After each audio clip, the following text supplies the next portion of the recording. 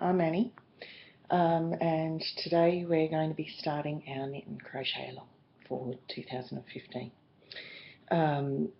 Firstly, I wanted to talk about the yarn I've chosen to do my beanie.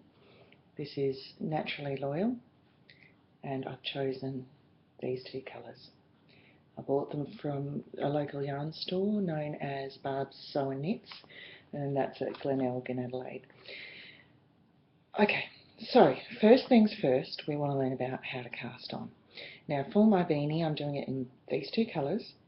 I'm going to be modifying a beanie pattern I designed for preemie babies because I've just had a preemie baby about 9 weeks ago, and I'm going to be making an adult size of that.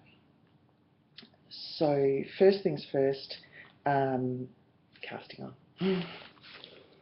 So I'm going to be starting with this ball of wool. Oftentimes you can actually draw the wool from the centre of the ball, which means that it doesn't roll around as much, but I find with these Naturally Loyal ones it's just easier to grab the wool from the outside than find the centre portion. So I'm going to be casting on using 4mm needles, circular needles, and they're connected by a piece of plastic. Now, in relation to this, they're also known as number 8 knitting needles in the US. So first things first, I'm actually going to make a slip knot. So this is done by wrapping it around 2 of my fingers, like so, reaching through the little hole and pulling like so. Basically, this is so that if you need to undo your project for any reason, that you then can take it back to a straight piece of wool with no knots and no dramas. Now, undoing work's called frogging because you rip it in knitting, so, and crochet for that matter. Okay, so here's how to do a slip knot again. So we take the slip knot and we put it on our knitting needle. Now there are lots of ways to cast on. This is only the way I do it. You don't have to do it this way.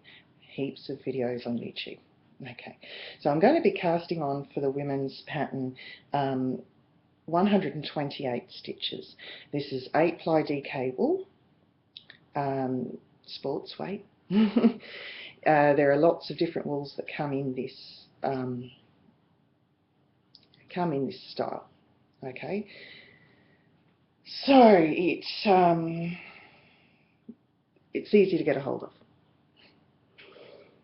Okay, so first things first, I get the knitting needles and I put them through that little loop that I've got on the needle. I then get the long portion that's hanging down, that's attached to the ball of wool. I wrap that around the working needle, which is the one on the right.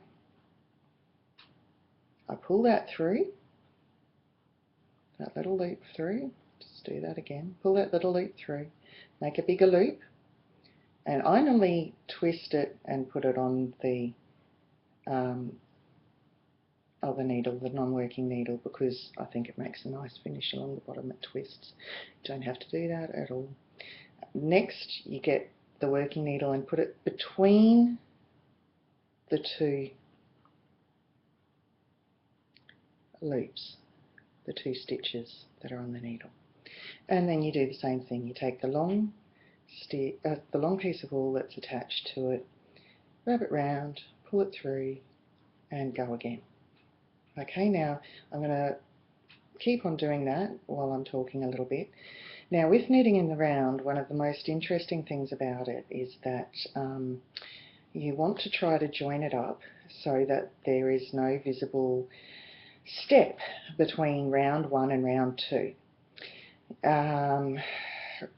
The other thing you need to keep in mind is that you want to join it so it makes a circle, not a Mobius.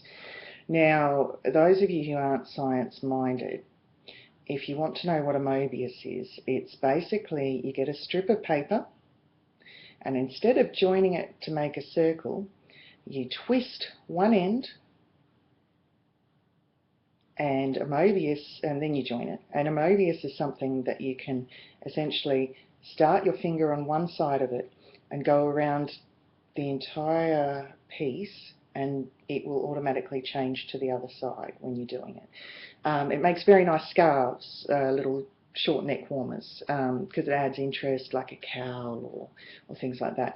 I've actually got a pattern for a double knitted Mobius on Ravelry, if you're interested. Okay, so now the other thing in relation to not making a step, it's a technique which I learnt from Loani Pryor, her books. Now, I'm going to be doing a Loani Pryor tea cozy next month.